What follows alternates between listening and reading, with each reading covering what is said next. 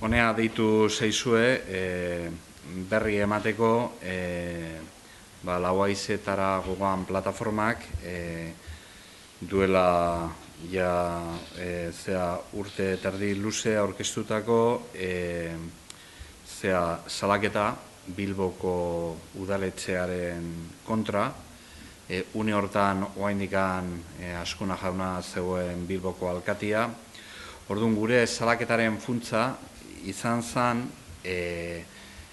denbora luzez eta beste kanal batzik erabiliz eskatuta zegoen Bilboko udaletxeari hainbat simbologia eta hainbat toponimia frankista Bilboko kaletatik kentzea. Simbologia hori kentzeko funtsa juridikoa zen Madrileko gobernuak 2007an ateratako oroimen historikoaren legea. Esan beharra dago, eta bere momentuan arazea adierazi genuen, guretzako lege hori gutxienezko lege bat dala, nahiko errena dala, baino hala ere oinarri bat ematen zuen simbologia frankista hori kentzeko.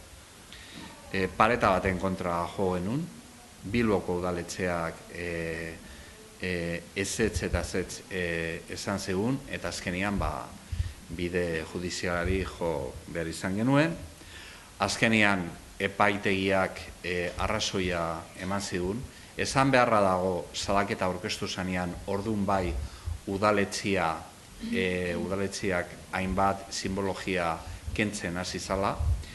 Gero pasatuko zaizuen paperean azaltzen dira zein izan ziren urrats horiek.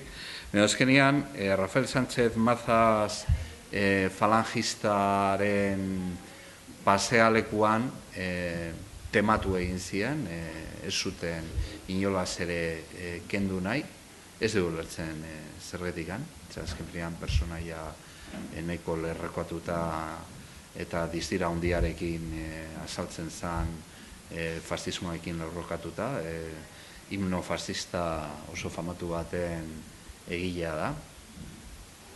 Oraindik beste unian Madrilen falangistek kantatzen zutena. Eta, azkenian sententzia honek bintzat, bai garbi jartzen duena da, hori izen hori edo handikan kendu behar dena. Guretzako ulergaitza egiten zaiguna da Eusko Alderdi Jeltzalearen udaletxe bat tematzia halako gaietan, oraindikan 2014an, eta ez ematea urratsak simbologia frankista guztia Bilboko kaletatik desagertzeko.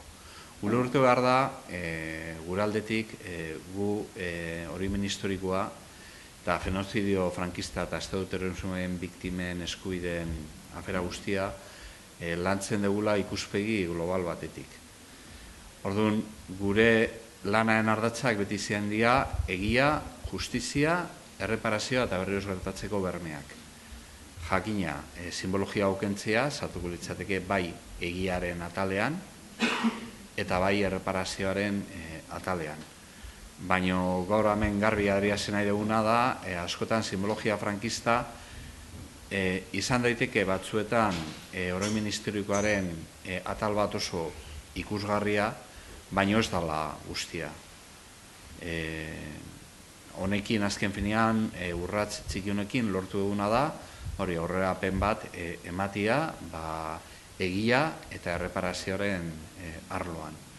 Oraindik jakina beste arlo asko hortxe gatzen dira. Esan beharra dago ere, sententzia hau eskutan, eta gero abogaduak ere gehiago sakanduko digu sententziaren kasuan, gu berindartuta gaude, eta gaina jurisprudentzia badaukagu, oraindik Euskal Herrian mantentzen diren beste hainbat ikur eta toponimia frankistaren kontra jotzeko. Halaxe egingo dugu hurrengo hilabeteetan, lanketa handiak dira askotan, gure determinazioa da, Bilboko kasuan bezala, Euskal Herriko txoko guztietatik, lanian jarraitzeko, simbologia frankista guzti hau desagertzeko.